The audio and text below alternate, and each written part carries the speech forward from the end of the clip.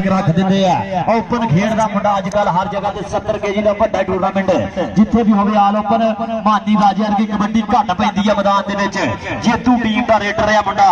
इधरले पासे फिर 2 नंबर तो मुंडा लग्या मुर्तजा प्रधान लगा लेकिन नहीं मानी राजा किथे हाथ हुंदा वा मान स्टॉप रेडर है। चल भी मानी राजा आ गया मैदान के विच।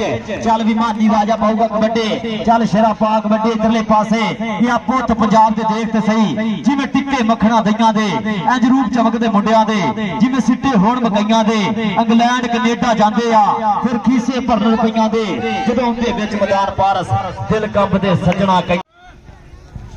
चल भी शेरा पा कबड्डी पाने वास्ते मानी आ गया। फिर राजा मानी 5 तनी डीजे वाले ने जिदा धन कराइए ये भी मुंडे नूं जफ्फे नहीं हुंदे, ये भी धन नहीं कराउंदा वा।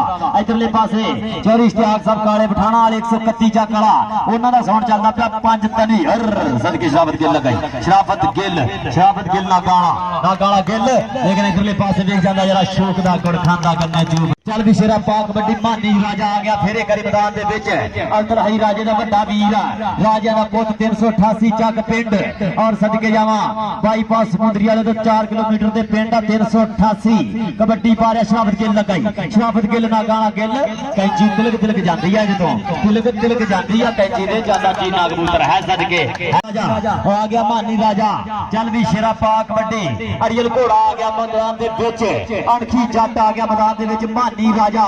चल भी शराफत गिल खड़ा मुरे मनीब जट खड़ा इधरले पासे केड़े मुंडे मारूगा टच अहमद बाजवा सदके मनीब जट लगाए मानी राजा तो पंजाब पुलिस तो नहीं काबू आंदा भाई ये मानी राजा साथ।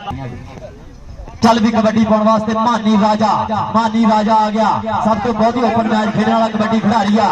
इधरले पासे मनीब जट सदके जावा मनीब चंबड़िया जट्टां दा पुੱਤ मनीब जट ते मानी राजा ते मनीब जट ते मानी राजा सदके